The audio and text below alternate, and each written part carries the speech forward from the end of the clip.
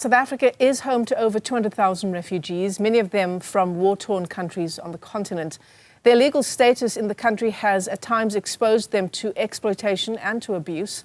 The country's law enforcement agencies have also been trying to clamp down on those with illegal documents. Now, the courts have found that some of the country's legislation regarding refugees are unconstitutional. Let's take a look at the experiences of some of them in South Africa with Newzroom Afrika's Ziniko Mhlaba, who spoke to one Zimbabwean national who is undocumented and living in the country. We continue probing the situation lived by undocumented and documented migrants here in South Africa. Some of them are coming from neighboring countries such as Zimbabwe, Lesotho, Eswatini, but some of them are coming from deep in our African continent.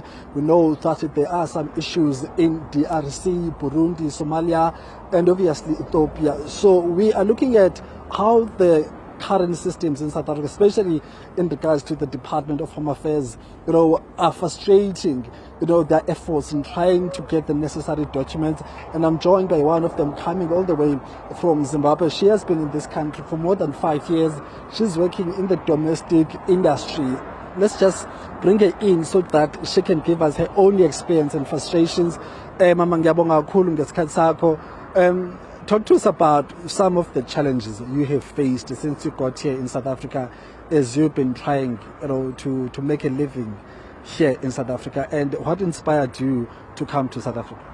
I came to South Africa for greener pastures, to feed my family and the better of the things back at home.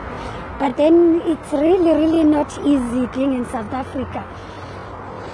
It's really been long. I've been trying to get my papers right, but then they're taking forever. The last time I applied, I tried to renew, to move to the mainstream visa and get my waiver. It hasn't been out. I applied for it 23 July 2023. Up to now, I'm still waiting for it. I had to go all the way to Rustenburg. But then, should I go to the nearest VFS offices? They're not even helping at all. Instead, you find those people trying to make you make shortcuts. They're like, but you can go through without it. Let me help you. You just give me this amount, then I'll do it for you. Talk to us about some of the issues that you didn't understand maybe when you started working, in terms of not getting the right information about the UIF. How has that affected you in terms of coming out with nothing now after working for so long? Give us those details. I've been helping in South Africa from 2006 up to sometime early in April. I've helped this other family for a long time, and then when I just started working, they never registered me for anything.